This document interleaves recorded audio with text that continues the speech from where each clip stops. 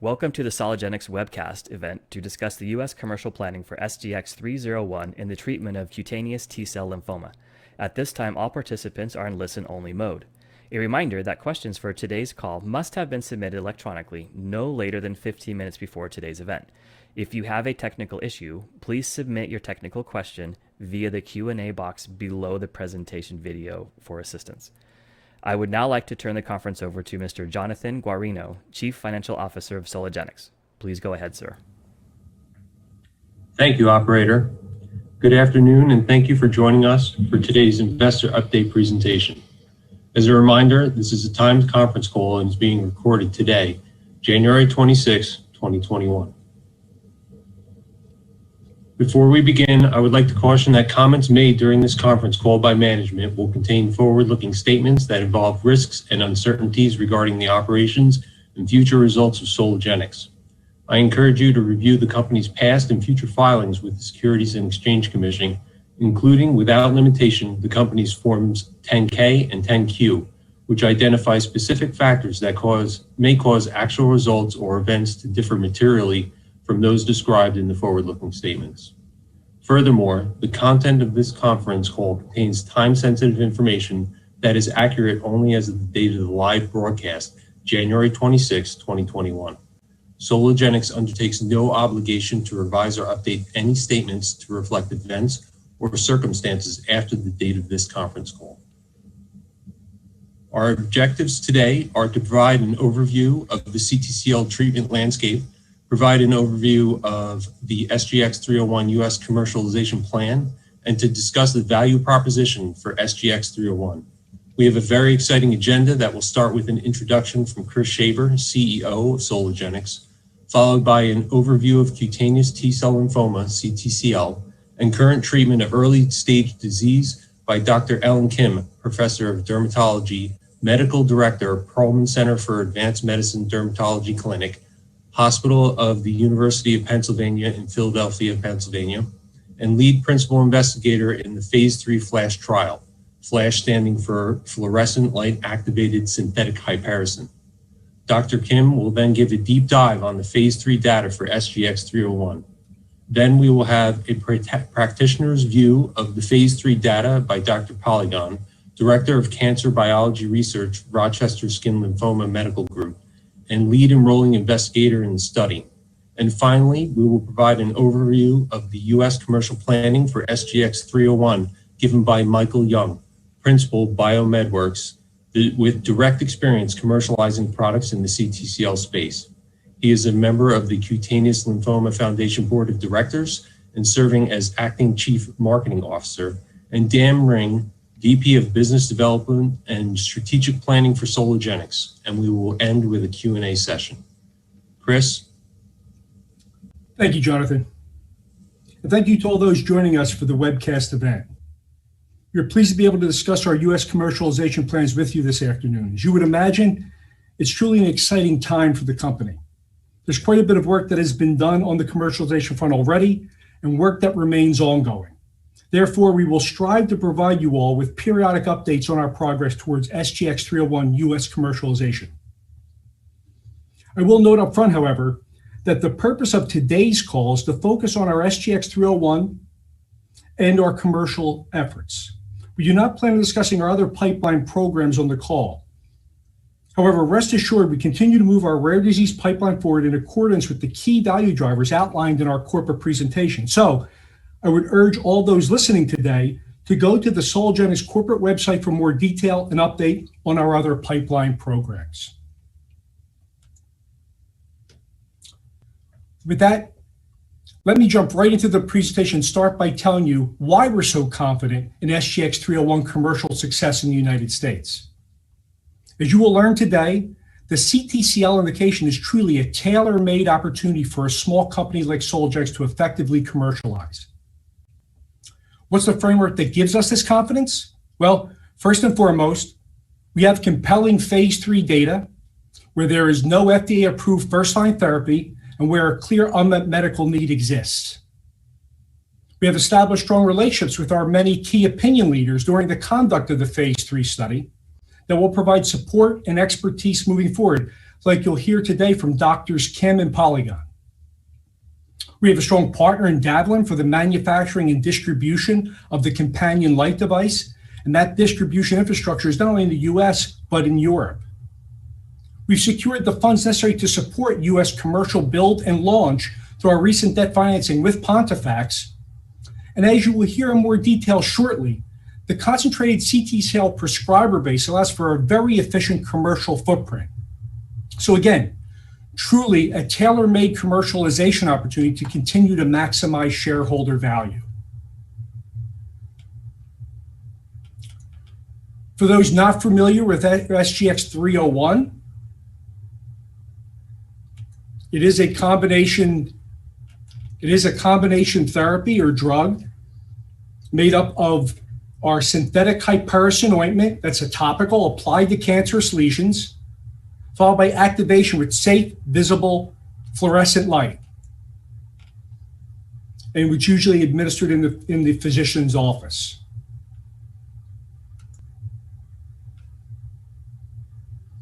As you will hear in more detail a little later in the presentation from Michael and Dan, CT-cell commercialization is a significant opportunity in the United States where we believe SGX301 has the potential to achieve in excess of $90 million in peak annual net sales. The foundation, which is based on 4 components or pillars, as you see in the slide here. First and foremost, the clear unmet medical need. Clinicians see a need for additional treatment options with fewer side effects, which provides a unique opportunity for SGX301. Positive feedback that we received from our primary market research, in which the dermatologists not only like the efficacy of SGX301, its rapid response and equal effect on both patches and deeper plaque lesions, but the dermatologists also like the safety of the therapy, most notably the use of safe, visible fluorescent light versus UV light, which is damaging. And our research shows that 4 out of 5 dermatologists likely to prescribe our therapy. We also have a very efficient commercialization plan with a focus on high volume CTCL specialists with a targeted approximately 20 sales reps and an experienced device partner in Davlin that allows for convenient end-to-end business solution for the light unit to our customers. With significant US sales potential in excess of $90 million annually in an area that desperately needs effective and safe first-line treatment options. So, there is a very compelling business case moving forward here, where we are currently targeting a potential launch the latter part of next year, which is in part obviously contingent upon our ongoing regulatory interactions with the FDA. So with that high-level overview and introduction, it is my pleasure to now turn the presentation over to Dr. Ellen Kim, lead principal investigator for the phase 3 FLASH study. Ellen? Thank you, Chris. I'm Dr. Ellen Kim, and I'm currently a professor of dermatology and medical director of the Perlman Center for Advanced Medicine Dermatology Clinic at the University of Pennsylvania in Philadelphia. I've been in the field of cutaneous T-cell lymphoma for 20 years. We're one of the 5 largest specialty centers for CTCL in the country. I've had particular interest in clinical trials, and I am the lead principal investigator in the phase 3 FLASH trial.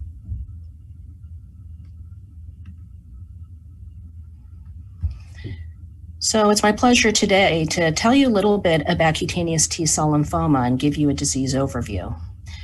Cutaneous T-cell lymphoma, which we'll abbreviate as CTCL, is a rare disease. It's under the category of non-Hodgkin's lymphoma, and it is caused by malignant skin-homing mature T cells that normally are involved with mediating inflammation in the skin in normal circumstances, but one of those T cells has become malignant, and then these malignant T cells can form patches, plaques, tumors, or even total body redness in the skin.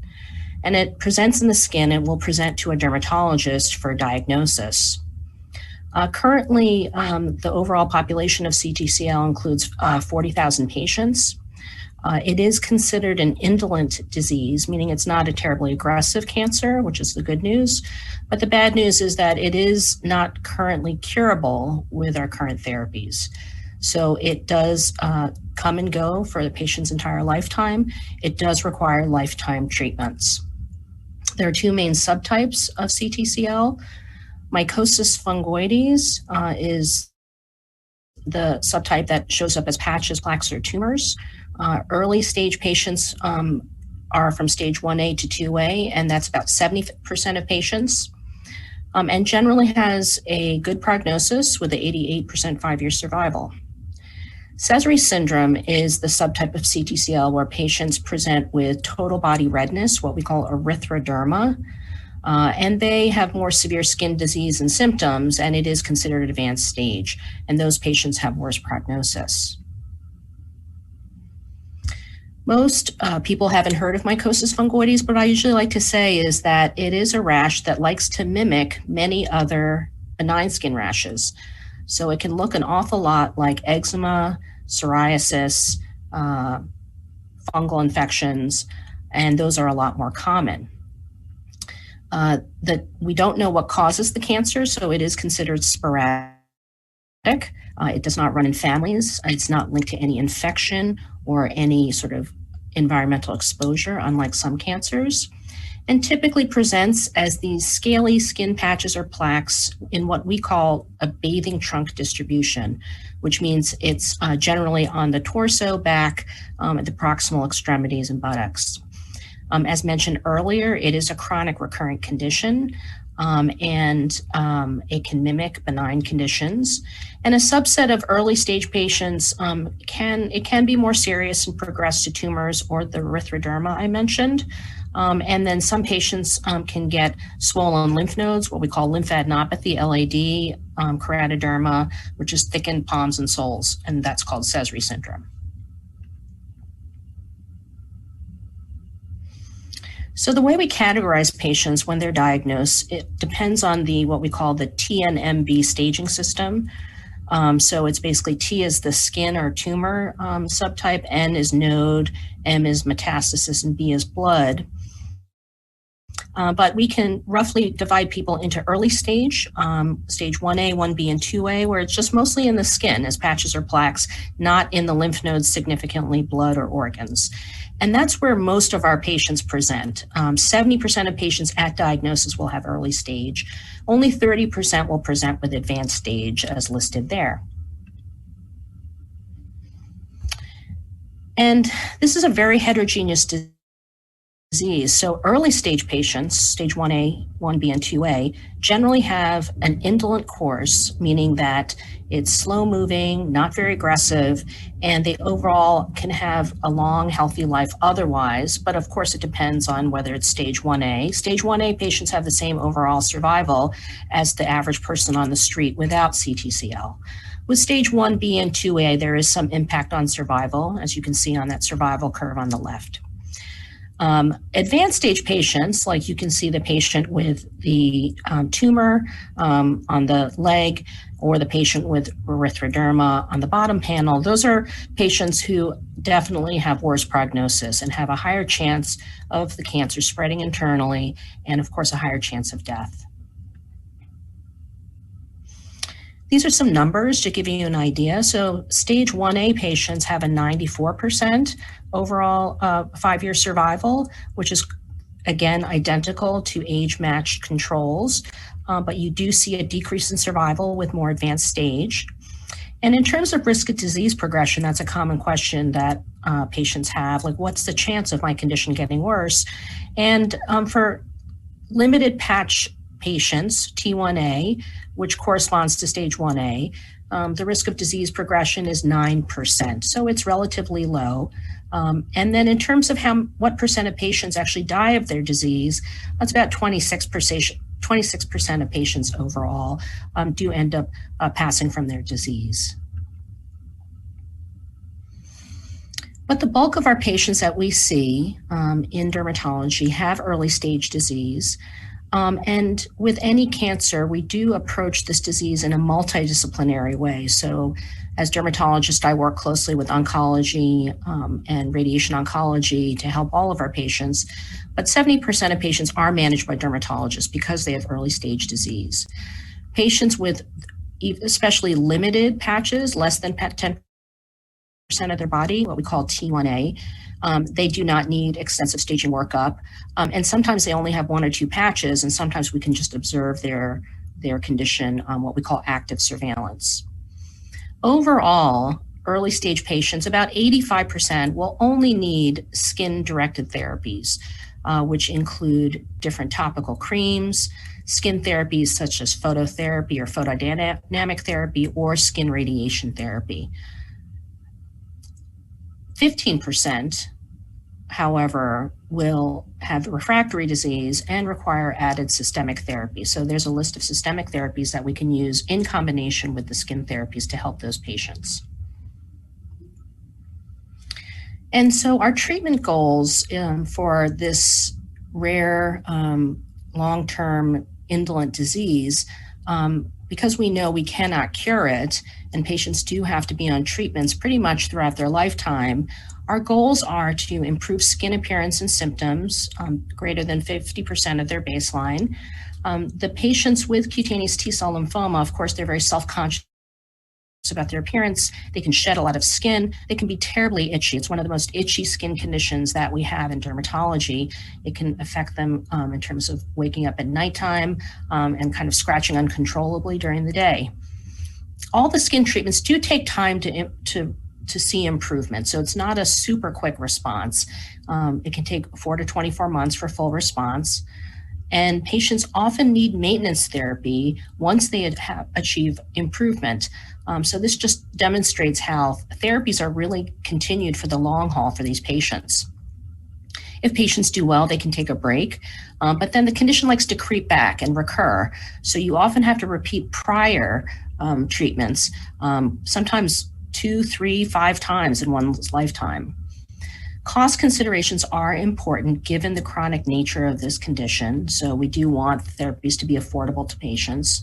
And as I mentioned, cure is not possible for most patients. So what I like to tell patients, it's really a marathon, not a sprint when we manage this condition.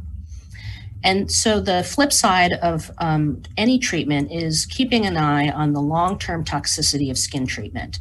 So because these patients repeat the treatments, are on it lifelong, there are some concerns, such as non-melanoma skin cancers, abbreviated there, melanoma, actinic damage, which means sun damage, increased freckling and wrinkling, and then fragile skin. And those are all consequences of some of our skin-directed therapies long-term. So this slide demonstrates the Ctcl Treatment Map. And on the top, you can see the different stages from early stage on the left all the way to advanced stage on the right. And in the left upper corner, you can see basically for early stage patients, we do have a number of skin-directed therapies that are the mainstay for treating early stage disease. And you can see those listed there. Topical corticosteroids, bexarotene gel, meclorethamine gel, and then the phototherapies called narrowband UVB and PUVA. And so those are really used for stage 1A, 1B, and 2A disease. With more advanced disease, we do have a wide variety of more aggressive skin-directed therapies, as well as systemic therapies listed there.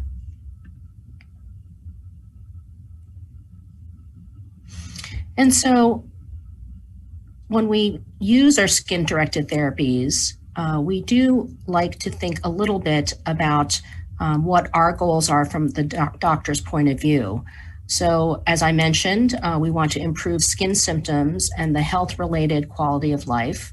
We want to prevent skin infection. So patients who have uncontrolled skin lesions, they can start to get cracks, they can get sores, and those cracks and sores can get super infected with skin bacteria. And that skin bacteria can actually get in the bloodstream and then cause a lot of symptoms of fevers, chills, and actually be life-threatening. So it's really important that we improve scaly skin rashes to prevent infection. We also want to prevent disease progression. We don't want patches and plaques to turn into tumors because that is a much more aggressive stage. And then, as mentioned, we also want to follow our own rule, which is do no harm. We want to minimize long-term toxicity with our treatments. So this is taken from our current national guidelines for treatment of CTCL, and this is the list of skin-directed treatments. And so what I would like to say is you can see a long list here. Usually we say in the field of medicine, the longer the list of treatments, the more you know that there is no cure and there's like lots of options, but there is still tremendous need in our field to have better skin treatments because there are definitely some limitations and risks with the ones we have now, which I will go through. I like to show this slide because you can see that it's divided into two different approaches of skin-directed therapy. So in the left-hand column, you can see skin-limited or local sort of skin-directed therapies. And then on the right is skin-directed, basically generalized skin involvement. So CTCL can show up as just one patch, two patches. Other patients can have 80% of their body covered with patches or plaques, and that's a very different patient. And so those types of patients, we need to think a little bit about whether we want to pick a skin-directed therapy that really just targets, the few spots, or if somebody has spots all over their body, then there are definitely treatments that are just much more efficient and effective at treating those types of patients. So let's go through these because I think it's important to see the current landscape of skin-directed therapies for CTCL. And I want to share with you some of the pros and cons to these treatments to just kind of hit home how important this current Hyperison with visible light therapy is to our CTCL population. So the initial treatment for many patients is something called topical steroids. So most of you have heard of over-the-counter cortisone cream or oral steroids. So there's a long list of topical steroids of different strengths that are used for a wide variety of skin conditions. And most CTCL patients have already had these even before diagnosis. So that's important to keep in mind that they may have already seen these, but they are used, they're inexpensive, they're readily available in any pharmacy, and they work quickly. So out of all of our treatments, they do work very quickly. But some of the disadvantages for long-term use is that it is technically not approved for CTCL, so there was never an official FDA approval process. And long-term use, topical steroids are very problematic in terms of causing skin thinning, what we call atrophy, striae or stretch marks, easy bruising. And if somebody has 80% body surface area with rash, then if you're slathering this all over your body, you can actually systemically absorb this. And then that can cause some endocrine issues, such as suppressing your adrenal glands. So that is one, major disadvantage of topical steroids long-term. So most of us have to move on to the other ones. There's something called topical retinoids. So topical retinoids, basically the most famous member of this family is retin A that you might have heard of, that's used for acne and aging. But there's a whole family of topical retinoids. And the one that's FDA approved for CTCL is called bexarotene. There's another one called tazarotene, which is used off-label for CTCL. So these topical retinoids are basically an alternate agent for CTCL. They're safe for long-term use because unlike topical steroids, there's no skin atrophy. It may be particularly effective for disease that's in the hair follicle. So you might say, well, that sounds like it would be a reasonable class to use. But again, there are some limitations. So it is indicated as second-line use in cutaneous T-cell lymphoma, not first-line use. It is also quite expensive. And then inherently, retinoids have this high incidence of a side effect called irritant dermatitis, which means that it has irritating properties. And if you use it, almost everyone gets redness, scaling, and irritation that can sometimes be worse than the original cutaneous T-cell lymphoma rash. It's And because of this, we cannot use this on large body surface areas. So if a patient has more than 5% body surface area of rash, it makes it very impractical to use the topical retinoids. Moving on to the next category, topical chemotherapy, the most common one that's being used is mechlorethamine, also referred to as Valclor gel. That is FDA approved for CTCL. But then there's also a compounded cousin called carmustine, and these are alkylating agents.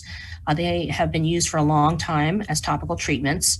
And again, similar to retinoids, they don't cause skin atrophy. They're not systemically absorbed. So they're safer in the long run than topical steroids. They can be used localized or generalized. So it doesn't have as much irritation as the retinoid family. But again, what are the limitations? Well, they're second line in CTCL. Technically speaking, you have to have failed a prior therapy. There's a 20% incidence of irritant or allergic contact dermatitis. So some skin irritation similar to retinoids. However, it's a little bit less frequent. So it's 1 out of 5 people. And then because of the mechanism of action, and it's an alkylating agent, so it used to be used systemically for lymphoma chemotherapy. You do not want to ingest this or get this on your mucous membranes or body folds. And it's, basically can be a little bit dangerous if you don't follow the instructions. So it is, it has some limitations in terms of where on your skin you can use it. It does need refrigeration, and then it is slow acting. It takes 4 to 24 months for full response. Rounding out the list is a localized skin treatment called topical imiquimod. This is off-label, so it's important to note this. And this is a topical immunotherapy, a toll-like receptor agonist that was originally approved for genital warts and precancers called actinic keratoses. The main advantage of this agent is that it was originally tested in genital skin when it was FDA approved for genital warts. So it is very, we know it's safe for our CTCL patients who can get skin lesions in the private areas. You can also see responses relatively quickly. The disadvantages are it's not FDA approved, so there's a cost issue. And also, again, there's a high incidence of inflammation at the application site because this is an immunotherapy, and it's only available in small quantities, so can only do localized treatment. So this is not a feasible option for a vast majority of our patients. Then we're going to switch to the category of moving away from topicals. There is a category called phototherapy, and phototherapy comes in many different types. There's ultraviolet B, UVB, PUVA, which depends on ultraviolet A light. There's also a UVB laser called Excimer, and there's also something called UVA1, which is long wave UVA. So phototherapy is anti-inflammatory, and it's used widely in dermatology for many types of inflammatory skin disease, psoriasis, eczema, vitiligo. It is very effective for CTCL. And we start to think about phototherapy when we have patients more than 10% body surface area rash, because it's just more practical to have a full body therapy like phototherapy to be used in those patients.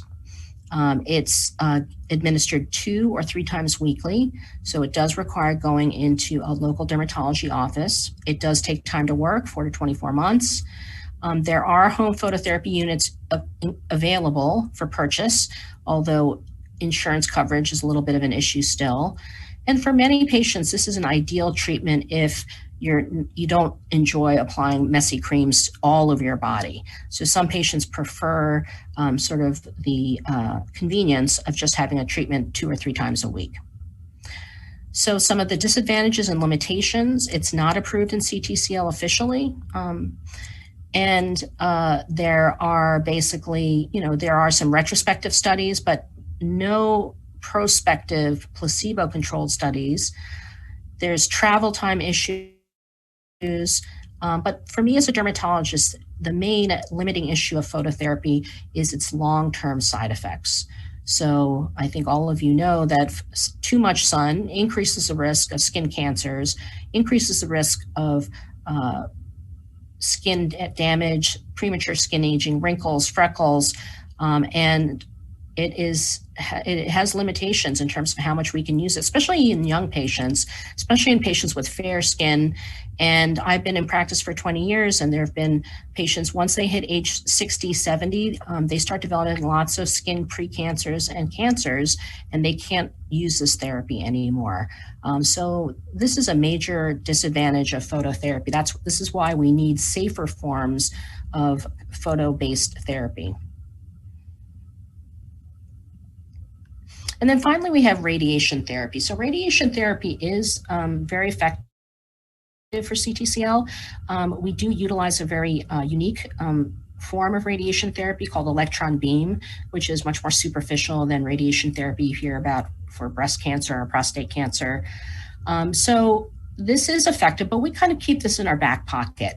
We really try to use it mostly for patients who have refractory skin disease because it does require time to visit the radiation oncologist 2 to 3 to 4 times a week for a couple of weeks.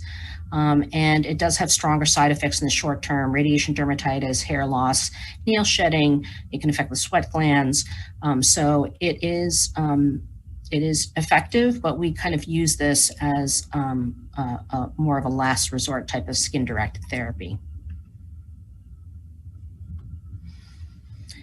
So how do we navigate this list? There is no one best therapy with our current agents. Part of the reason why is there's very few large randomized controlled trials comparing agents. So when you compare us to the field of acne or psoriasis, we just don't have those kind of large trials.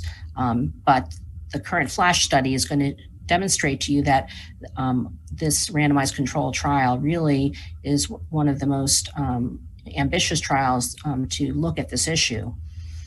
So the initial choice will depend on many factors, and we look at the type of skin lesions, patches versus plaque. We look at where they're located. We look at the comorbidities. If a patient has a history of melanoma, I'm certainly not going to prescribe phototherapy. We look at their insurance coverage and also patient preference. So and physician preference. Some physicians have more expertise with some types of skin-directed therapies or others. But the bottom line, and this is what I tell most patients because they ask me, so what would you pick, doctor? Please tell me what's the best treatment. And I tell them right now with what we have, there is no best treatment. And actually, you will end up using many, if not all of these skin-directed therapies throughout your lifetime because it's just the nature of the condition. So courses of skin-directed therapies can be repeated multiple times if the disease recurs. So that's a little bit different than oncology, and it can be repeated. So that's good news. And skin-directed therapies are often combined, sometimes in the same patient, and we can combine skin-directed therapies with each other and also with systemic agents. So I just gave you an overview of the diverse nature of skin-directed therapies and hopefully emphasize the need to have better and safer therapies utilizing better data to help our patients. And so I'm going to move on to demonstrate, and discuss the data from the SGX301 phase 3 trial. As I mentioned, I've been involved in multi-center clinical trials for many years, and most of our trials in the past in CTCL have been open-label trials or non-inferiority studies. Really placebo-controlled, randomized, blinded trials are extraordinarily rare in our field. So I've served as the overall PI for this multi-center phase 3 trial entitled SGX301 phase 3 FLASH trial summary, and that represents fluorescent light activated synthetic hyperison. So photodynamic therapy, right now there's no FDA approved photodynamic therapy for CTCL. And photodynamic therapy means that there is a skin-directed topical that is incorporated with a light source. And so as you heard Chris mention earlier, there is a topical synthetic hyperison ointment that the patient applies at home for 18 to 24 hours prior to visiting the office for light therapy. And then once they're in the office, they stand in front of a visible light, or what we call non-UV light therapy, administered for about 4 to 7 minutes, 2 times weekly by the physician or nurse in the office. So the mechanism of action of hyperison is very interesting. So again, the light source is visible light, which by itself does not necessarily have any biologic or adverse effects on the skin or on the skin T cells. It's in the visible light range, 500 to 650 nanometers. And hyperison, which is, as you've heard, is actually a natural agent. It's contained in plants, such as in plants, and now that we can manufacture it, once it has been exposed to visible light, it goes from an inert ground state and it gets excited, and it generates molecules, free radicals, singlet oxygen, that is now biologically active to kill activated tumor T cells. And so that's how it works. Essentially, by itself, hyperison does nothing. It's quite safe, it's inert. But when it's just exposed to visible light, then you kind of activate it and it kills off the CTCL tumor cells. So some of the challenges we had, every doctor would agree that if you can have a randomized controlled blinded trial to show that an agent works compared to placebo, that is the holy grail of showing that this agent truly works.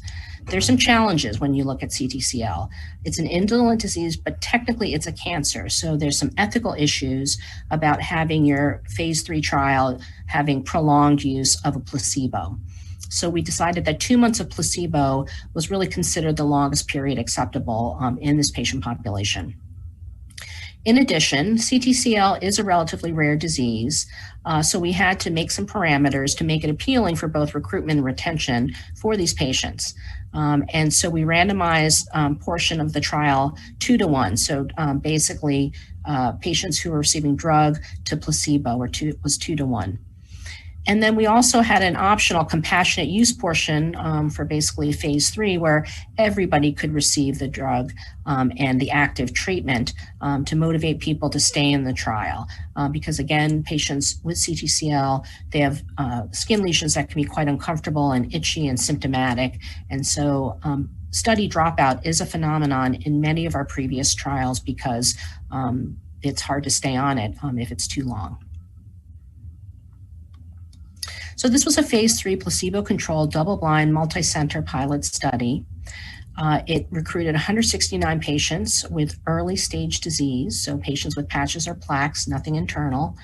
It was randomized 2 to 1, utilizing SGX301 ointment, 0.25%, compared to a placebo ointment. Patients and the doctors at the sites did not know which one they were receiving, and basically the topical was applied to the sites. 3 lesions were selected, 18 to 24 hours prior to the visit, and then they were covered with either clothing or a bandage, and then they received the visible light therapy. There were 3 cycles, so 3 cycles of treatment, and in each cycle, treatment was given 2 times a week for 6 weeks total, and then there's a 2-week rest period prior to looking at how well they did. And the light dose was started at a dose of 5 joules per centimeter squared and increased gradually until we see effect. You can't start out with the final light dose because that could cause some, what we call like a sunburn reaction. We wanted to avoid that. You have to build it up gradually, and that's a general principle of phototherapy.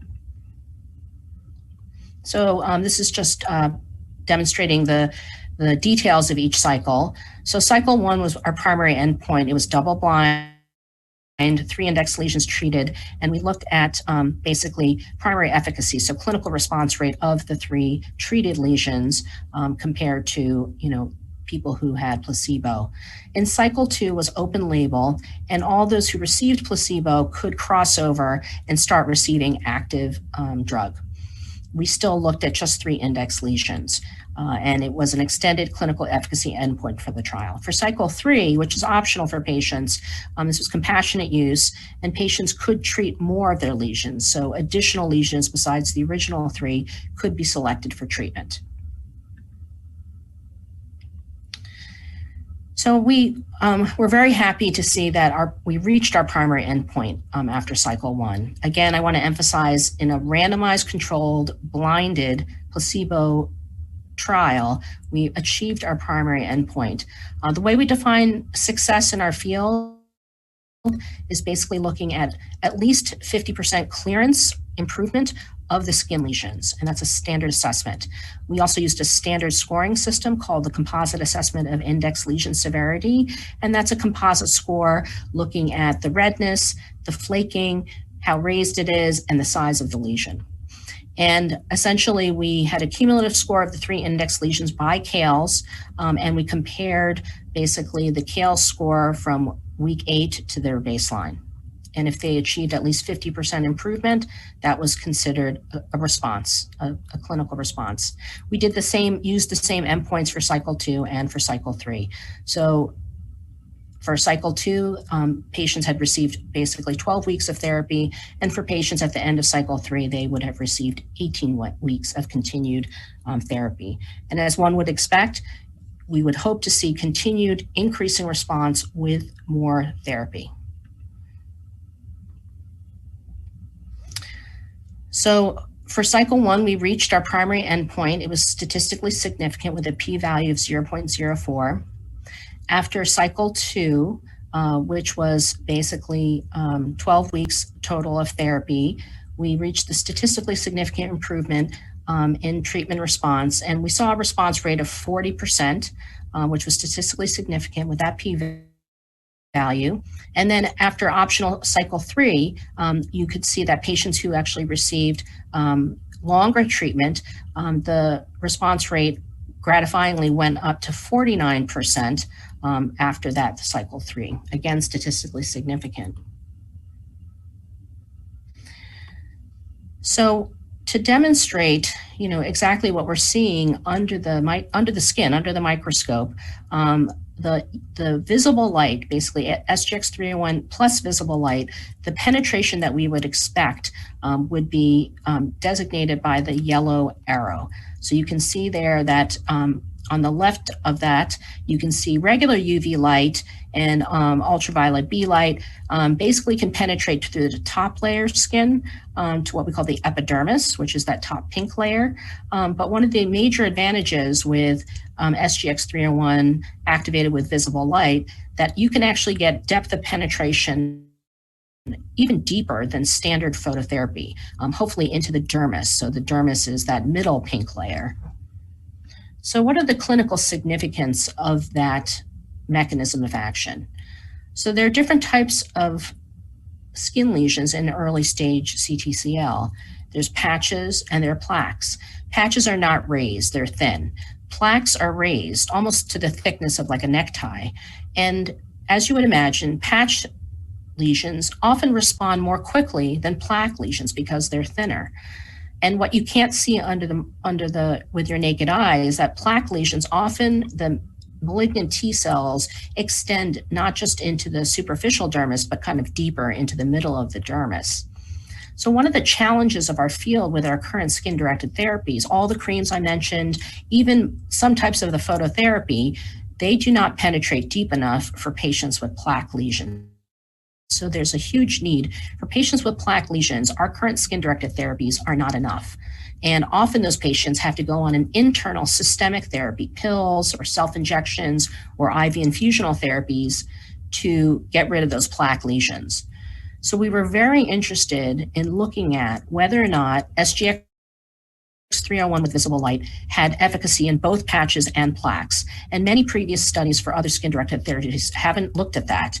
But as you can see here, you can see that response rate increased over time through the cycles for all types of skin lesions. So you can see the black line was patch, the blue line was plaque, and the yellow line was thick plaque. all different types of early stage skin lesions responded in a time-dependent fashion to SGX301.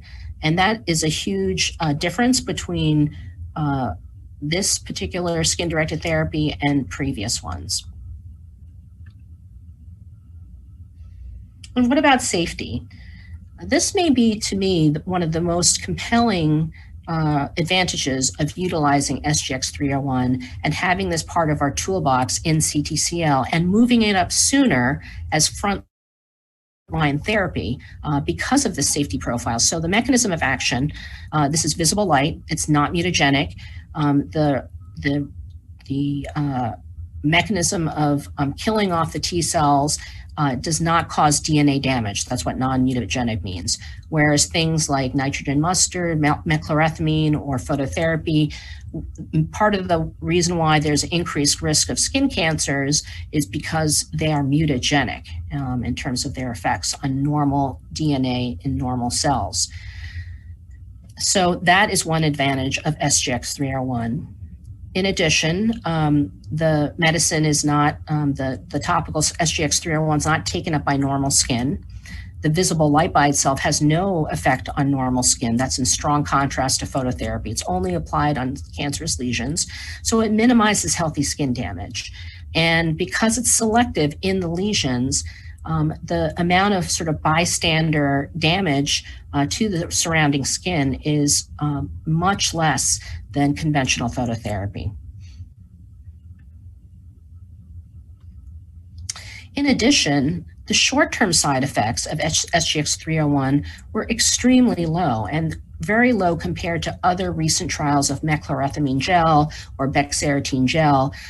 What we saw in our trials that the severe acute adverse events were seen in less than 2% of patients, requiring less than 2% of patients had to stop treatment because of severe acute adverse events. That's in contrast to other therapies, such as mechlorethamine or bexarotene.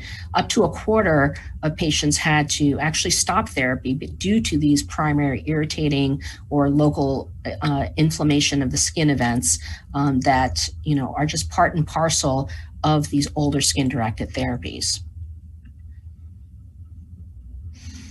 So I hope I could demonstrate to you the need in our field that the trial data we're presenting to you is extremely robust and done under the most rigorous fashion, statistically significant, and also that it is incredibly safe with minimal short-term and long-term side effects, and really places it in a unique advantage over current therapies. And so just for some perspective, I'm going to hand it over to my colleague, Dr. Brian Polligan, who's one of the national experts in CTCL treatment. Hi, thanks, Ellen, for the description of background, and thanks for having me today. I'm excited to be here. I am here today to give you the practitioner's view of this phase 3 data.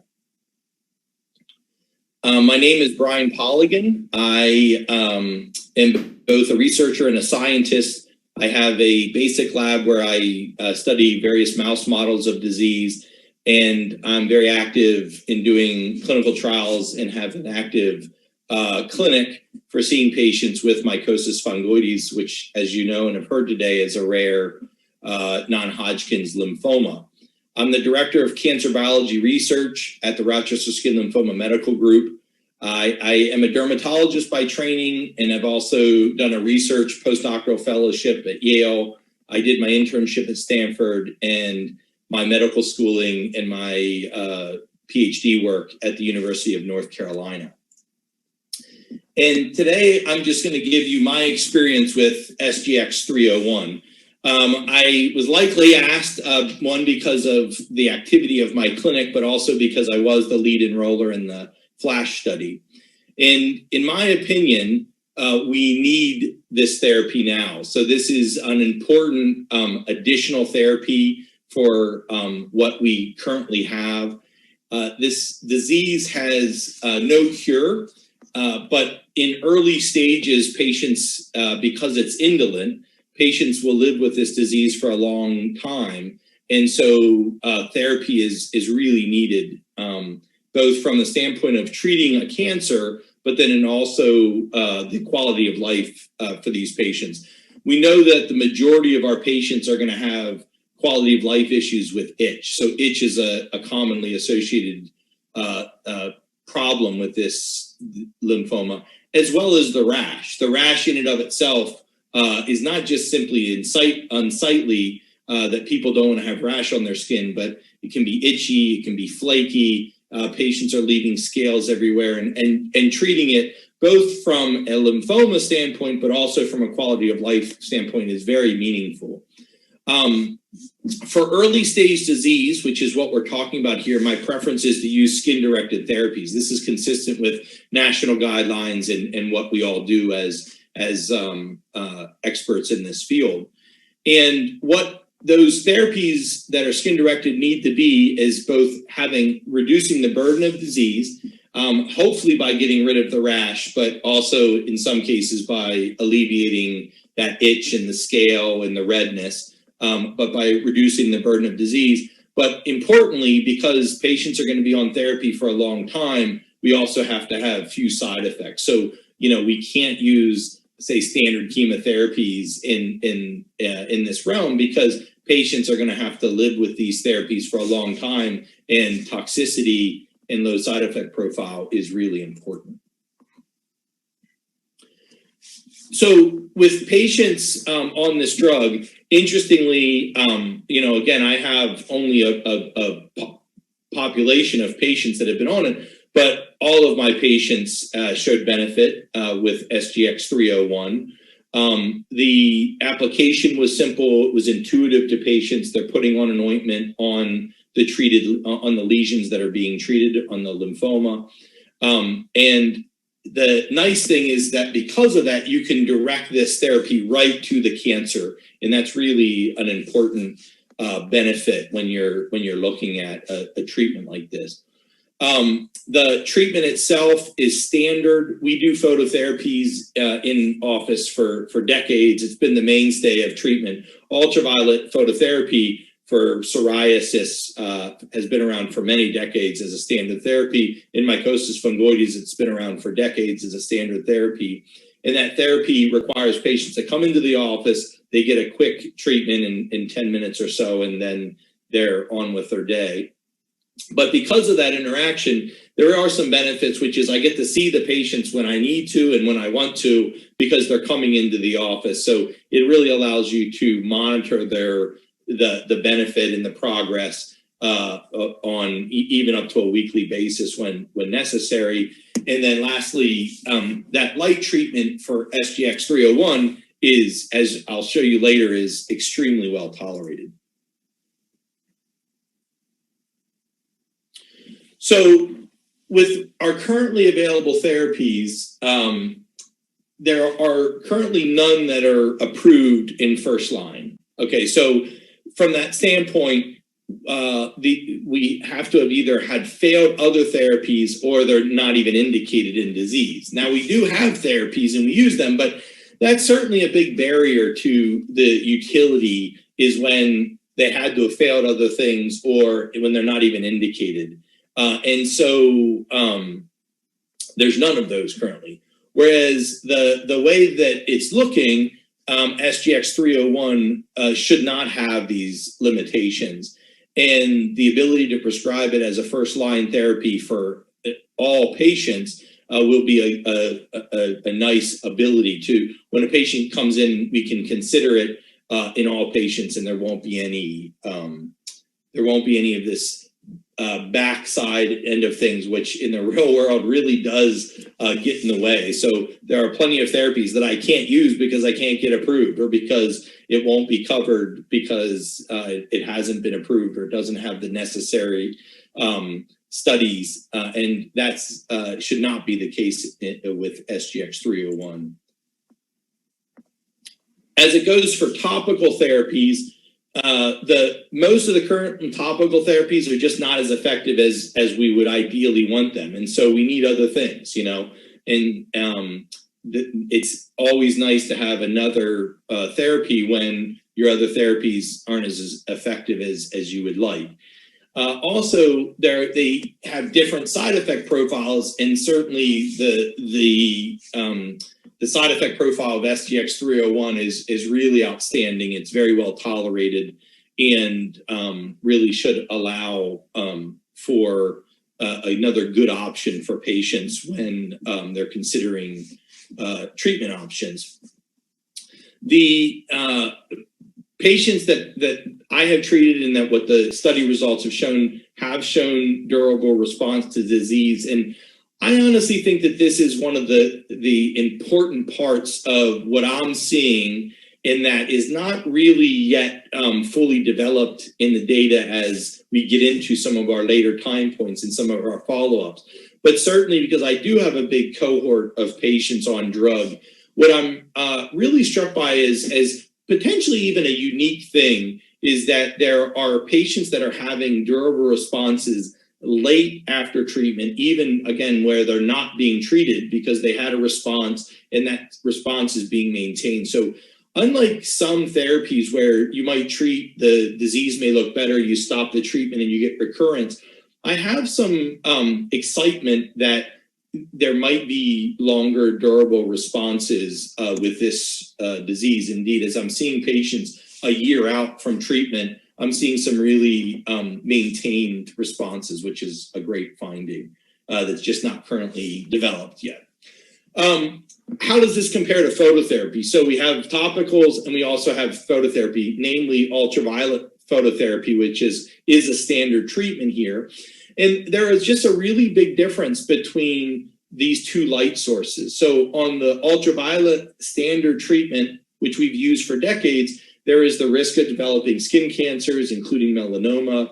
Those treatments, because of these issues and because of the aging and the skin tolerability, they have to be capped. So you can't just use phototherapy forever. You actually eventually have to pull back because of skin damage. And indeed, I've seen that in patients.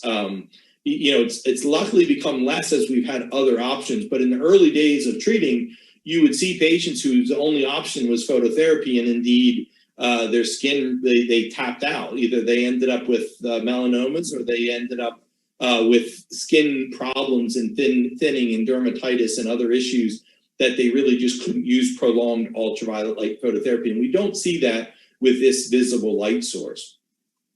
Another really important factor here is that phototherapy in ultraviolet treats the entire skin. So you can't sort of just get away. You can buy somebody a handheld unit where they treat, a 6-inch by 6-inch area.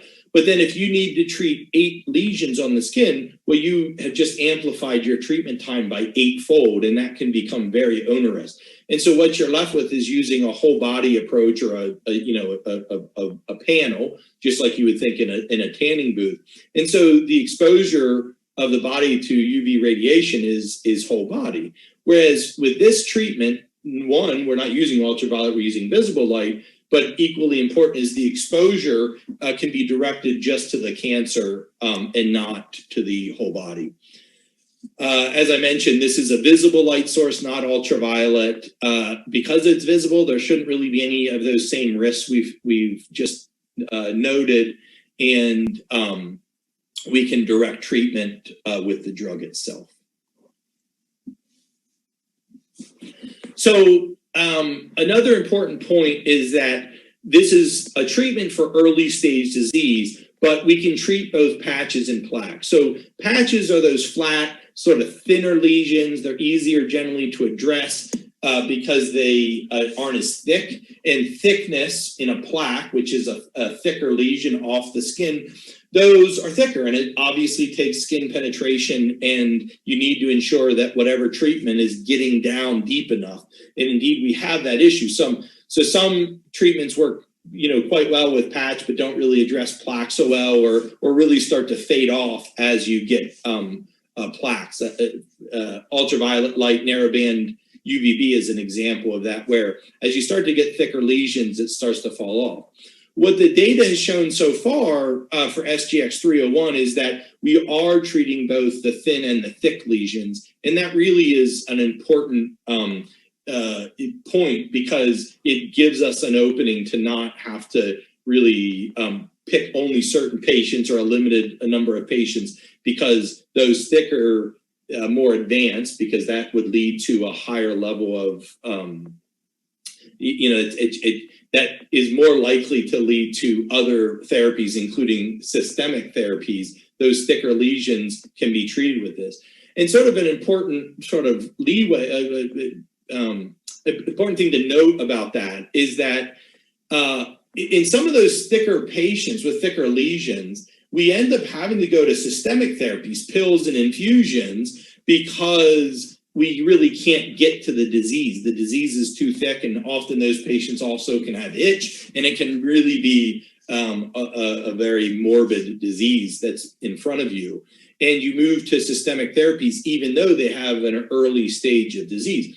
What's interesting is that I think Soligenix will play a role for those patients, including as well as the early stage. So it really fits that. And those patients are important because those systemic therapies, some of those therapies cost, $70,000 a month. So our most common therapy, which is a pill, costs $70,000 a month. Obviously, it's a niche therapy, but it's one that we use and that we like because it's systemic. It's got its own side effects. It's got much more risk than skin-directed therapy. So we don't just give it to everyone.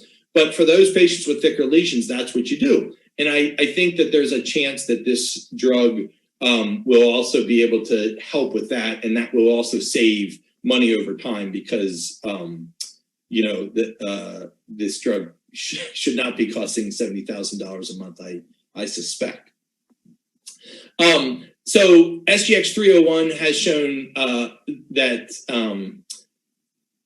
it's shown efficacy for a rare and hard to treat CTCL. So as I just explained, thicker disease is harder to treat. And I show here a picture of the skin. And first you see what we're talking about, in that visible light, in the yellow and red spectrum, actually goes deeper into the skin than, say, ultraviolet. Indeed, that's what we have as a problem, that particularly ultraviolet B really goes superficially. So deeper skin lesions, we really can't get to with our standard ultraviolet light phototherapy.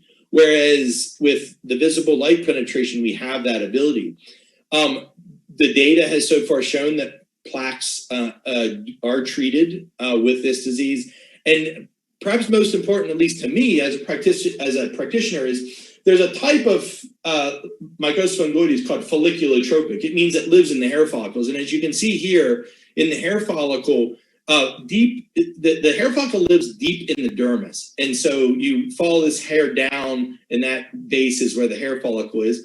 And the lymphoma in folliculotropic disease goes deep into that area, into the dermis. So it's quite deep. And there's lots of therapies that won't get there. And we know this, and indeed the literature shows that we often have to just go to systemic therapy. It's the only way to get that deep.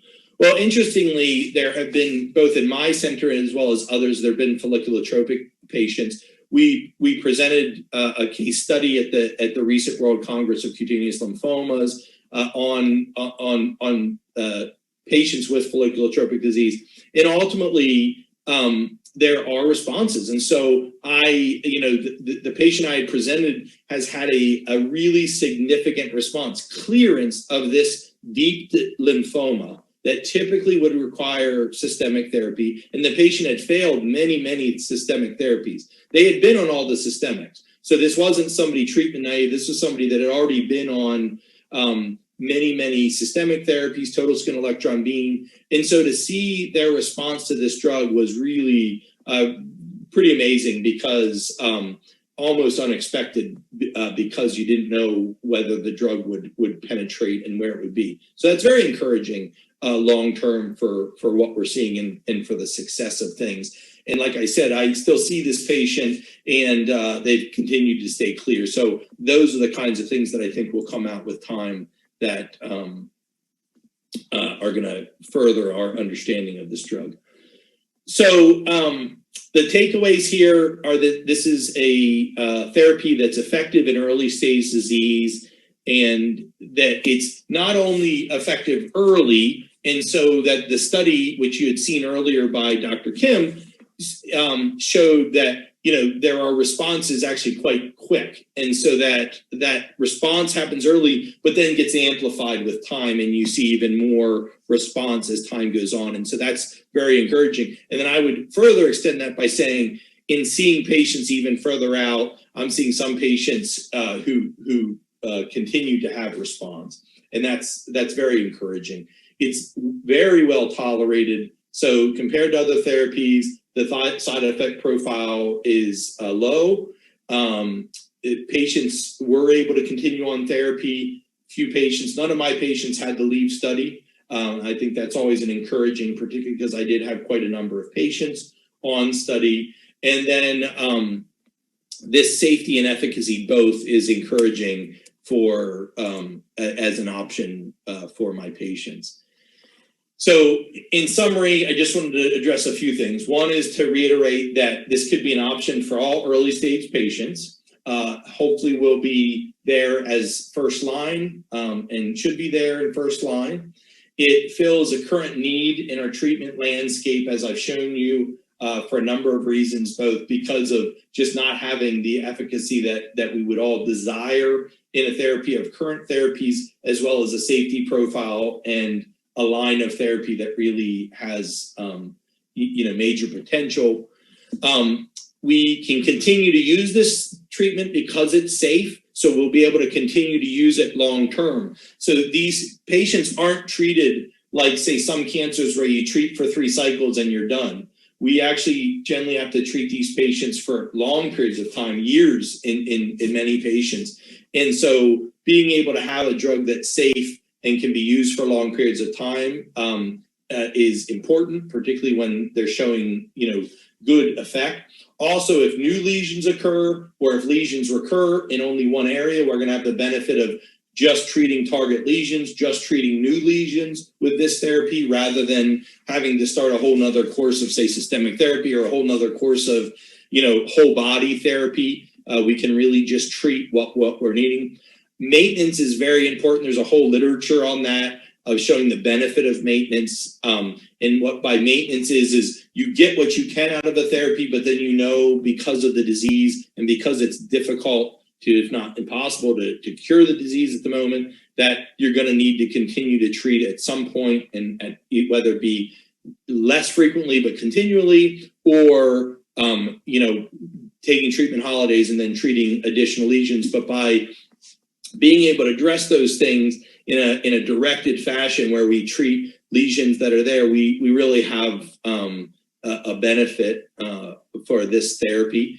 And then lastly, developing this, we've done it in the office, but there would be, because of the safety profile, the ability to bring this into the home, like we've done with phototherapy, where there's even more risk. We have home phototherapy now. It's a mainstay. Certainly in COVID, we've really done a pivot towards home phototherapy, ultraviolet phototherapy. So having the availability of this in the home could really be a big game changer too, for everything I've been saying.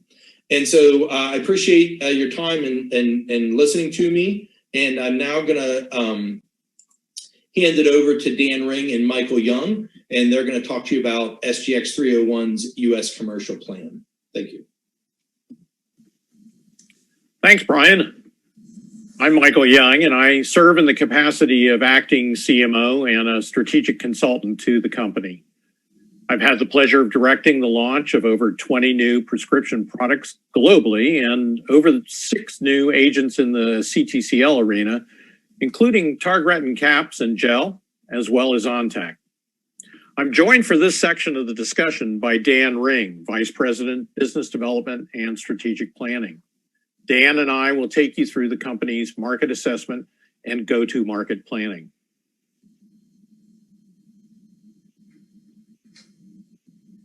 As Dr. Kim and Polligan have so elegantly shared, CTCL remains a chronic cancer with significant unmet clinical need. And this is particularly true in early stage disease, where the majority of diagnosed patients reside. The disease has a high degree of chronicity. More than 88% of CTCL patients survive more than 5 years, as you can see here. And most all of the patients with early stage disease, which we categorize as 1A to 2A, live quite normal lifespans of 15 to 25 years after diagnosis. What this means is that there are many years of potential use for SGX301 for patients with patch plaque lesions.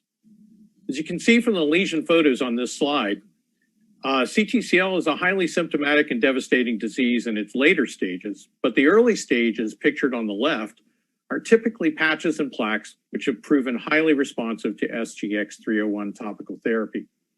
These early stage patients represent the vast majority of patients with CTCL, almost 90%. So our relevant target population is estimated to be in excess of 27,000 patients in the US alone. And I might note to you that lymphomas remain one of the cancer types that continues to increase in diagnosis. So let's talk about diagnosis and treatment. Again, as Dr. Kim and Dr. Polligan alluded, CTCL is not an easy disease to diagnose. Patients often go for protracted periods of time before a biopsy-proven or pathology-affirmed diagnosis. Market research shows that this could be as much as 5 years of incorrect diagnoses.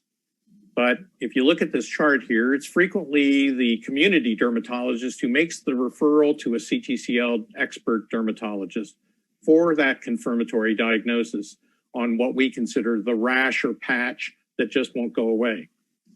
What we would call a center of excellence dermatologist then establishes a treatment plan which the patient can carry out with them, or in the case of centers of excellence which are not near where the patient may live, the patient may be referred to a community dermatologist as the preferred route of treatment. Regardless, the treatment plan is key to the care and success of their CTCL outcomes. So as a result, we see these dermatology key opinion leaders as pivotal to building awareness and adoption of SGX301. Most patients who go to a KOL for diagnosis, as I mentioned, will stay with that KOL for their care and treatment. And for those that return to their referring physician, the KOL generally stays involved and directs the care through the local dermatologist. There is a subset of community dermatologists that we've learned over the years who will treat early stage CTCL, and they're very comfortable with the diagnosis and therapeutic decision-making for that disease. Let's take a look at the basic treatment paradigm for early stage CTCL. As you'll see here that while topical steroids will remain an empiric starting point for many patients, the advent of SGX301 as depicted in this treatment flow will be an important innovation. As SGX301 is approved, it'll provide clinicians with an important option ahead of currently available early stage treatments, which are all labeled as second line or currently not formally approved by FDA. It's really important to realize that clinicians want to preserve immune status of their patients for as long as they can by reserving more complex or less safe treatments for later in what can be decades of treatment. With that in mind, a safe and simple but effective topical treatment like SGX301 will be very welcome. Dan, you might want to comment on the quotes that is in here. Yeah, I think that's a good point. It summarizes what you just laid out. You have this dermatologist basically saying, we have only 2 FDA-approved drugs with a lot of side effects. And I'll note that those 2 drugs actually are approved as second-line therapy. So you can see there really is an unmet need when you start talking to the dermatologists. In addition, as you nicely laid out, we anticipate insinuating SGX301 right in between empiric therapy and then the currently available therapies right now. So we look forward to the receipt of SGX301 nicely by the physician community. Thanks, Dan. We are looking at CTCL. This is a cancer that is currently without a cure. And interestingly, even after years of this and other innovations, there is a real lack of satisfaction with current therapies, especially in early stage disease. As you can see here, even early stage patients are often treated with multiple lines of therapy. In fact, the market research shows us that 2 to 4 lines of therapy are very typical for early stage patients. So we feel SGX301 will garner business from new patients and switches due to the very fluent treatment paradigm in early stage CTCL. They've got lots of choices, and many physicians get familiar with products that they continue to recommend.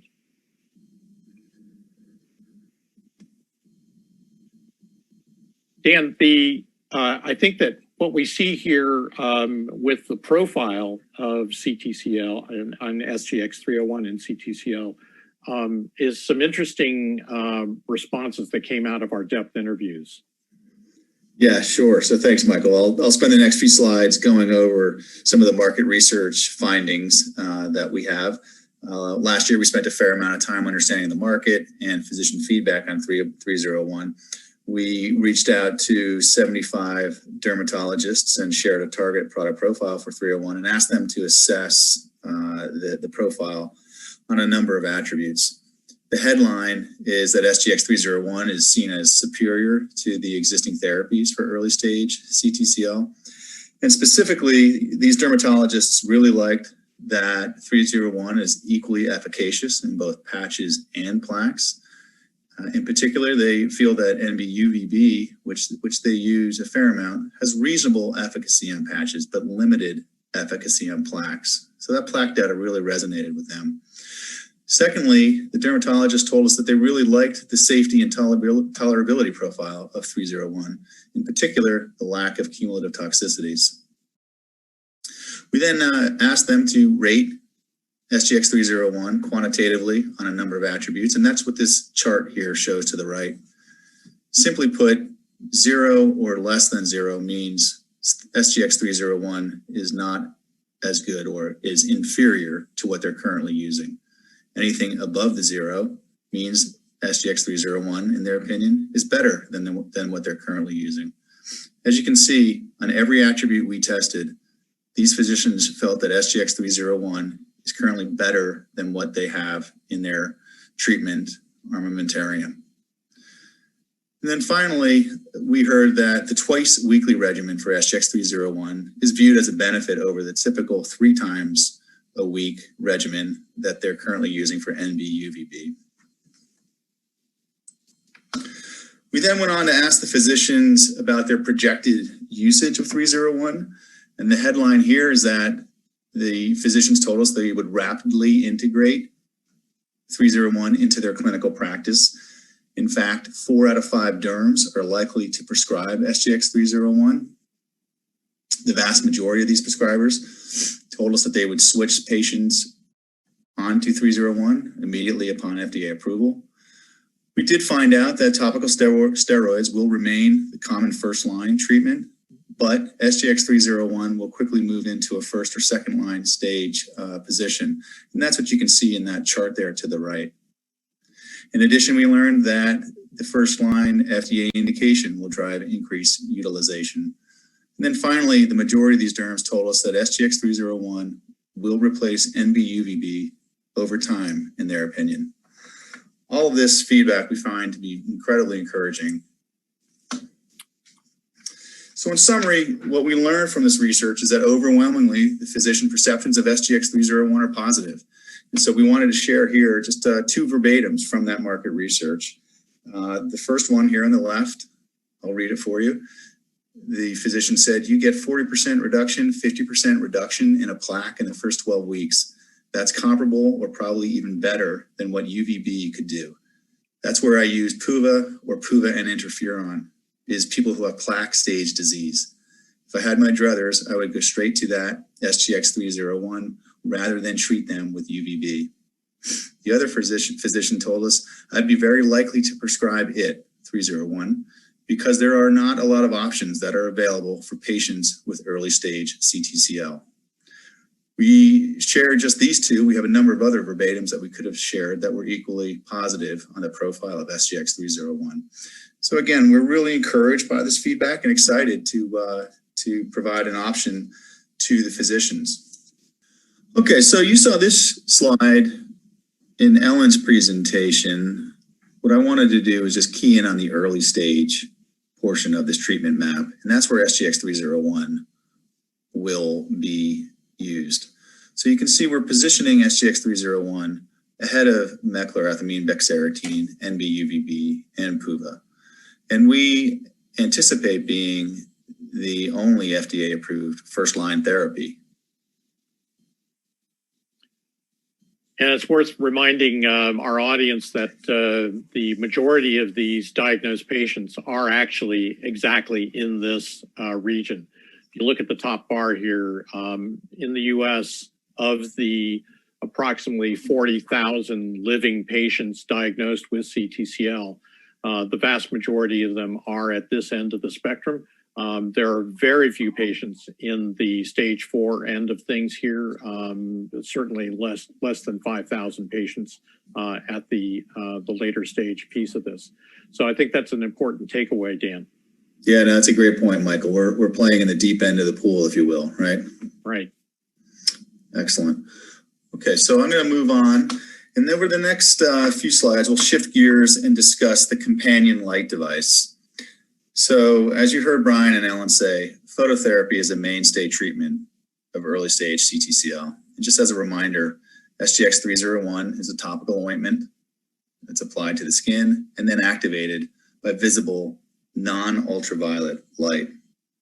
It's important to note that treating dermatologists are very experienced administering phototherapy. In fact, 80% of community dermatology practices have light devices available.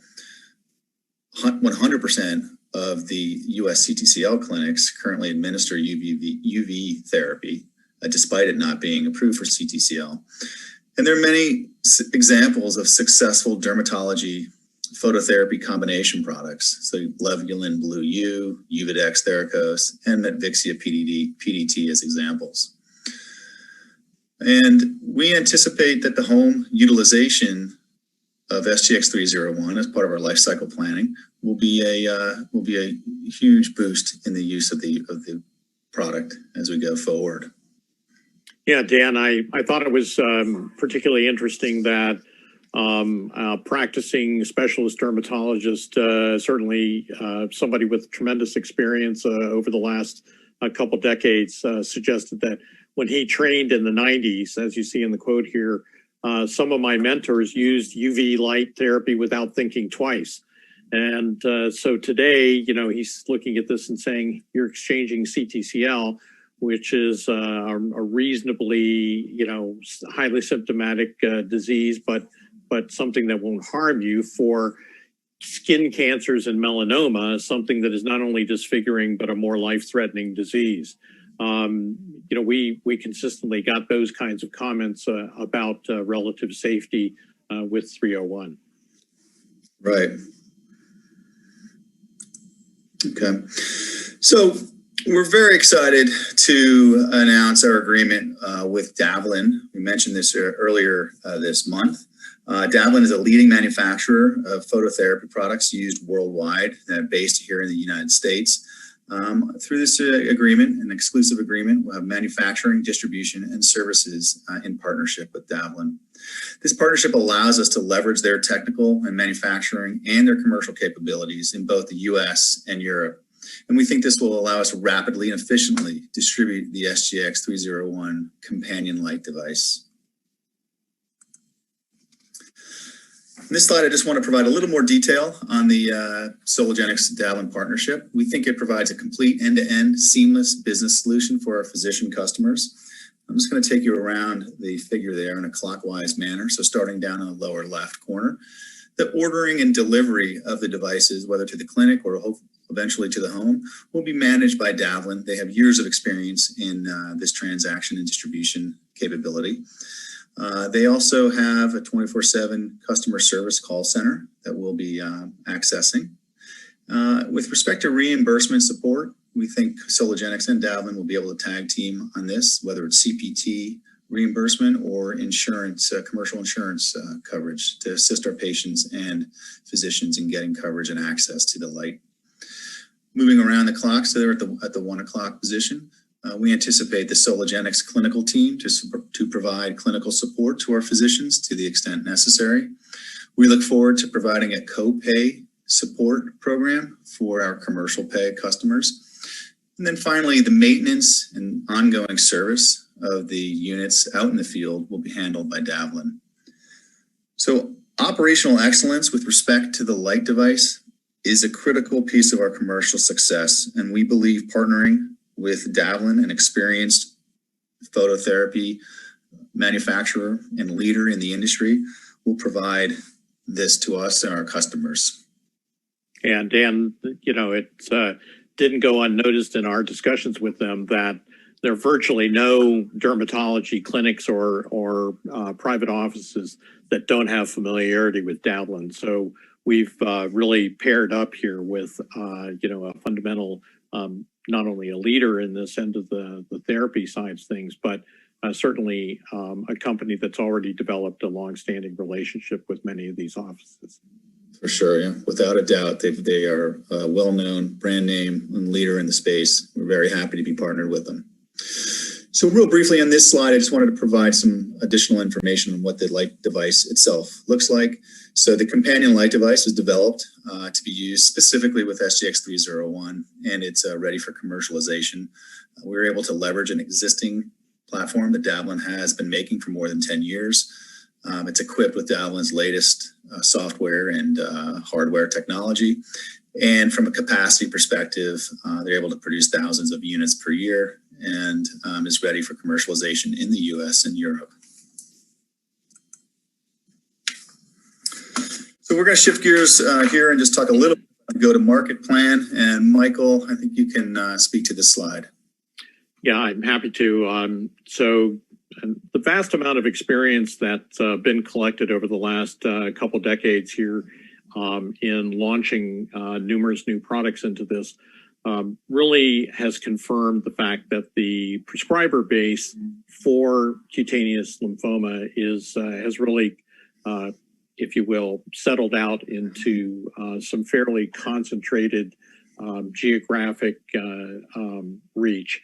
And I think that the concentrated prescriber base really allows for an efficient commercial plan here. We feel that basically better than 80% of the high volume prescribers really settle out in what's portrayed in this map here, which has been confirmed with numerous other discussions we've had, and gives us the opportunity to actually effectively cover this with somewhere in the range of about 20 representatives from a sales point of view. And it also allows us the opportunity for future development for other indications. Great.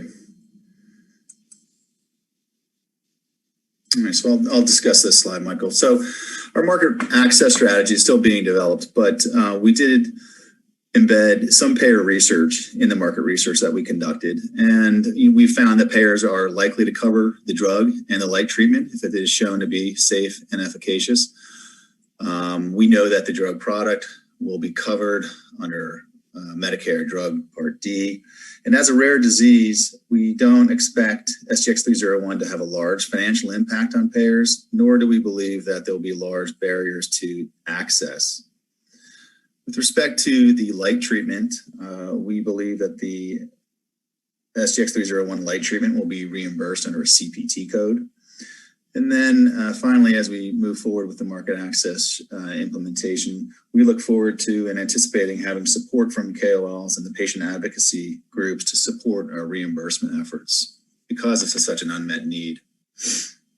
Yeah, Dan, I think it's also worth noting that Soligenix has already taken very solid early steps in building relationships, not only with the KOLs who are in the clinical trial, but certainly to work closely with patient advocacy organizations such as the Cutaneous Lymphoma Foundation, which really is the most dedicated organization to these patients. So essentially preconditioning this market to be looking for feedback as well as advocacy for the therapy.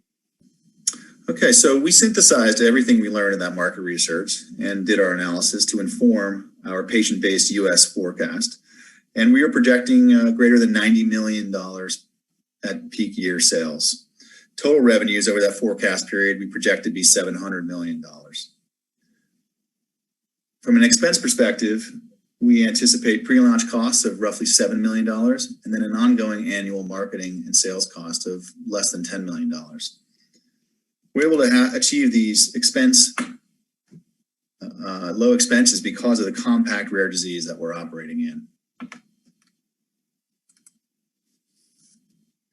To put that sales forecast into context, we wanted to provide just an overview of the competitor product sales.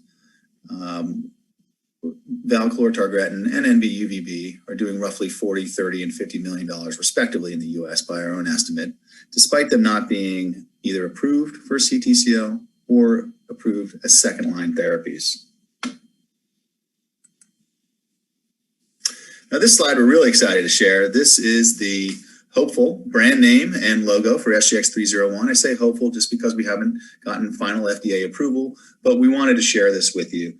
It's gotten really positive feedback as we've tested it with physicians and pharmacists. They view it as positive and uplifting and really fits nicely with the drug therapy and its light combination device. So very excited about this, and we look forward to hearing back from the FDA.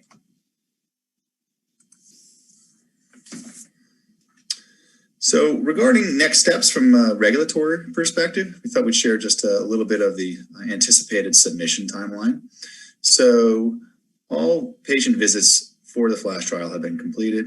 The final database lock and the completion of the clinical study report will happen in Q2 2021. And we look forward to our initial submission of the rolling NDA module in Q2 2021. In addition, we have submitted presentations to the American Academy of Dermatology meeting in March of 2021, as well as the Society for Investigative Dermatology meeting in May of 2021. In addition, we will be submitting the manuscript for the FLASH trial to JAMA Dermatology Journal. So this will be an exciting year as we roll out presentations and data for SGX301.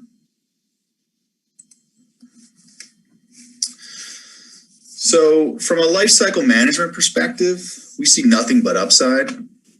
We're focused on maximizing the potential in CTCL, which includes making this drug-like combination therapy available for home use.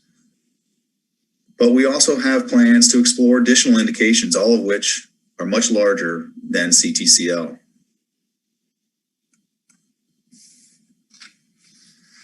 Thanks, Dan. That, I think, paints a very, very good picture looking forward. And I just wanted to offer that in summary, the entire team at Soligenix has been very, very focused on building an outstanding value proposition for the technology. So we've got a very significant near-term commercial opportunity which addresses a clear unmet need in this disease. The unmet need we've characterized for you, and there is plenty of room for frankly, a better first early stage treatment. We've received tremendous positive feedback from all of the research that we have done, both from investigators as well as market research that was done, indicating that 4 out of 5 dermatologists are likely to prescribe SGX301. In our experience and putting together the right combination of partnership here with Davlin, we have developed what we believe is an extremely efficient commercialization path. Our go-to-market strategy is clearly designed around maximizing the opportunity while minimizing the needed investment. And this all comes together and resulting in a sales potential that Dan has shared with you is in excess of $90 million in peak U.S. annual net sales, and I think represents a significant therapeutic opportunity in changing the landscape for treatment of early stage disease. So altogether, a value proposition that we believe is well worth taking forward. So thanks very much for listening to this commercial piece of this. Dan's going to lead us in any discussion and interrogatories on Q&A.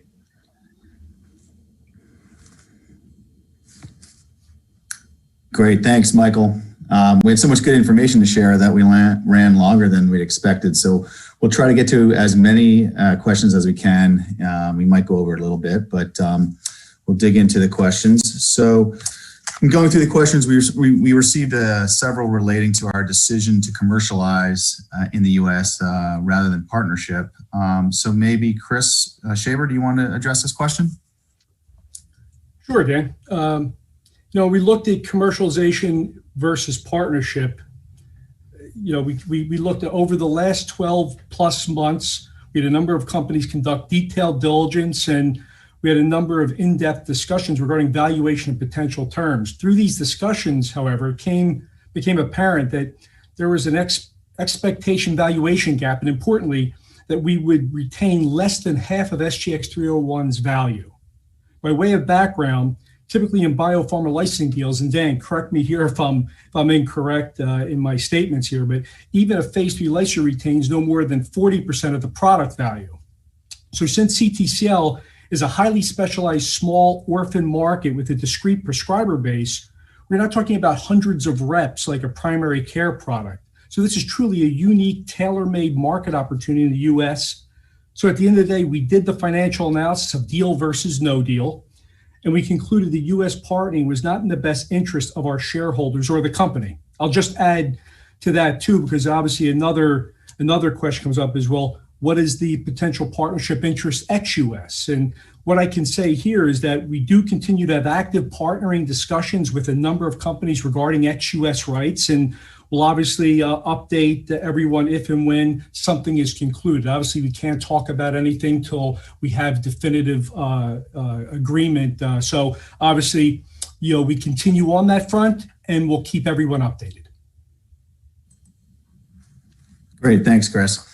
So we've got a number of questions that I think probably could be fielded by the physicians on the line. So I think this next question, Ellen, will have you address this. It says, where in the overall landscape of treatment paradigm, excuse me, for CTCL, do you see SGX301 fitting in? Ellen? Sure. Yeah, as you've heard all afternoon, it's really important to emphasize that currently there is no clear agreement on the optimal way to treat early CTCL. All of the current treatments carry significant problems, such as side effects, costs, and convenience.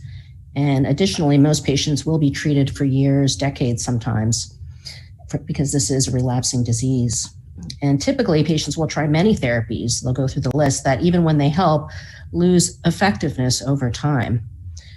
In this scenario, safety often will be a critical determinant in the order of treatment selection for a patient, rather than focusing just on efficacy. So given the data on SGX301, it appears that the safety and efficacy of the treatment really makes it an attractive early choice in CTCL treatment. Unlike other current therapies on the market that have restrictions, we do not anticipate that SGX301 will have any of these limitations. In addition, the use of visible light and a non-mutagenic compound means that the safety risks for secondary skin cancers that occur with other treatment modalities are just not present with SGX301. This would mean that 301 should potentially be positioned as the first option presented to patients in many instances. That's great. Thank you, Ellen. All right, so the next question says, can one of the physicians on the phone today provide their expert perspective on the treatment responses of 16% at 8 weeks, 40% at 12 weeks, and 49% at 16 weeks? Maybe Brian, you can answer that one, please. Sure. So these data are per a trial design consistent with the protocol that was developed really as much for regulatory approval purposes as anything else. And so we measure a response rate over a defined period of time, and we use a placebo. And for a cancer study, you can't really have that go long. It has to be a short period of time where you're having a cancer being treated with placebo. And so 8 weeks is short. And in that time, there's a 2-week rest period at the end of 6 weeks of treatment. So in real world clinical setting, we don't have a black and white picture like this. CTCL patients can have very different disease characteristics, and it is our general practice to continue treatment so long as symptoms are being alleviated, and importantly, there is no increased safety risk. So phototherapy is usually personalized with slow increases in the light, a dose that sort of increases with time, and you start out low and you increase to maximize the amount of tumor death and ensure safety and not having damage to healthy non-disease skin.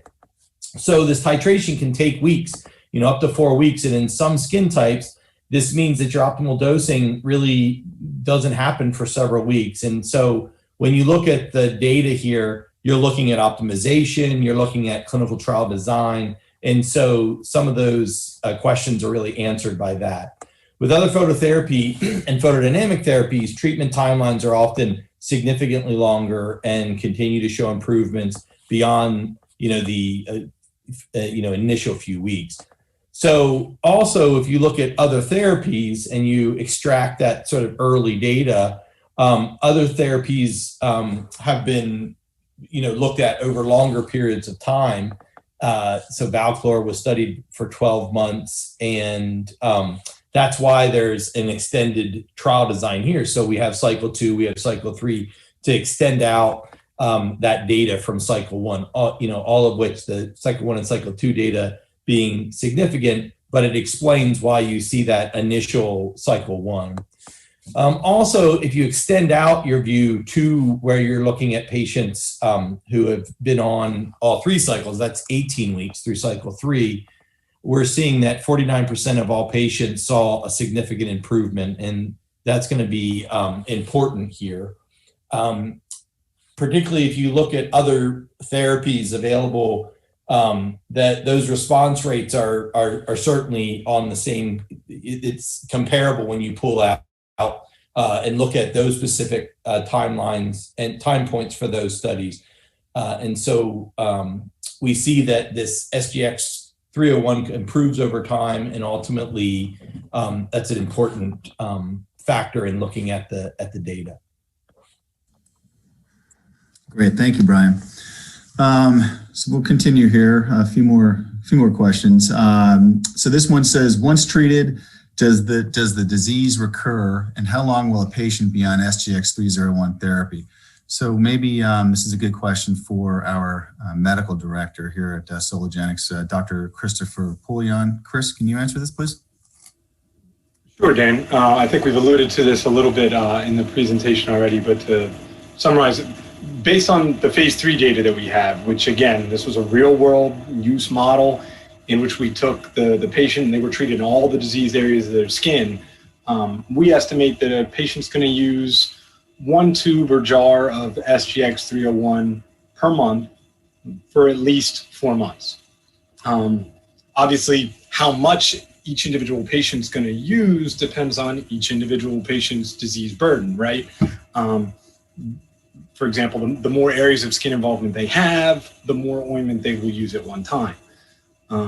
Also, it's worth noting, due to the nature of this disease, new areas of skin involvement can develop over time. And of course, these new areas would also need to be treated. And finally, I just note that after the visible disease has been cleared, it's a common medical practice to continue to treat these affected areas for maintenance therapy. It's like a tapered down approach. And so it's very likely that the typical treatment course for a patient may be months to years of long-term therapy. Great, thanks, Chris. Okay, so our next question says, what do you anticipate the intended cost to build the marketing and sales force would be? Maybe I'll turn that to Michael Young. Michael, could you comment, please? Sure, Dan, thanks. We did mention in the presentation that we anticipate the pre-launch costs to be around $7 million. And the annual marketing and sales cost in line, as we get going here, our experience suggests that it'll be less than $10 million per year.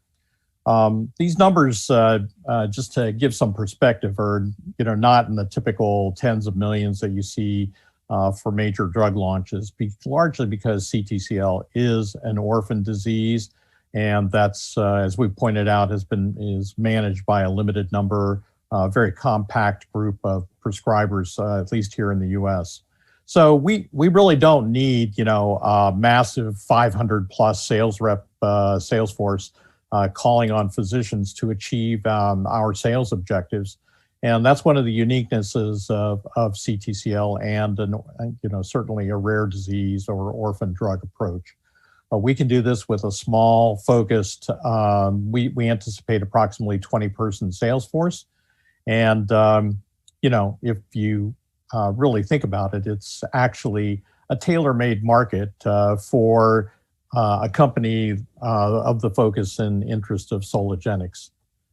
I think in addition, you've heard us mention that a large proportion of these physicians and treatment centers in the US who routinely treat CTCL, or those so-called centers of excellence, they already have familiarity with SGX301 and its use because they've already been investigators in the FLASH trial. So that should enable us to quickly penetrate the market as well. Great, thanks, Michael. Okay, so our next question says, do you expect that the current cash reserves are sufficient to develop SGX301 through commercialization? So this sounds like a question for Jonathan, our CFO. Jonathan? Sure, thanks, Dan. We have a very healthy cash position with a current balance of over $20 million right now.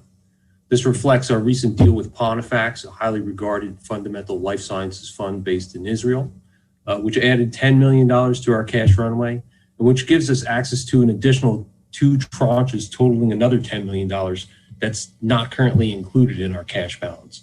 So we are well positioned to have sufficient funds to advance the commercialization in the US.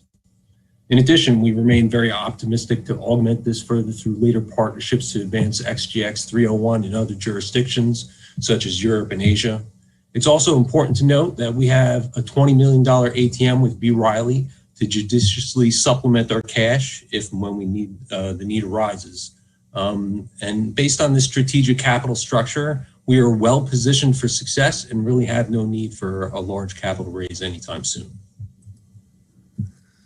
Great, thanks, Jonathan. So looking at the time, I think we probably have just time for one last question here. So let me look. So this question says, how much will the drug cost? How will you price this? So I think I'll take that. So as I mentioned in our presentation, we're still working through our market access strategy. And there's a number of things that we need to factor when setting the pricing. Strategy is not finalized yet, and we won't firm it up until we're closer to launch. But at this point, for our own modeling purposes, we think Valchlor is a reasonable benchmark. And you might be aware that the list price, the WAC per tube for Valchlor in the US is about $3,500 per unit. And recall, it's indicated as a second-line therapy and arguably has an inferior profile compared to SGX301. But as we get closer to launch and complete our full assessment of the pricing and reimbursement landscape, we'll firm up this pricing and can communicate that at that time. So I think that concludes our Q&A session. We'd like to thank everybody for their participation and for submitting the questions. Hopefully this webcast was helpful in better understanding how unique the value proposition is for SGX301 in the treatment of CTCL, and how it is a tailor-made opportunity for Soligenix to commercialize it in the US. It really is an exciting opportunity for the company, and we're really looking forward to sharing more as we progress towards commercialization. So I'll now turn the call back over to the operator. Thank you. This concludes today's investor update. A final reminder that an MP4 recording of the presentation and Q&A will be posted on the Soligenix website shortly. You may now exit the webcast at this time.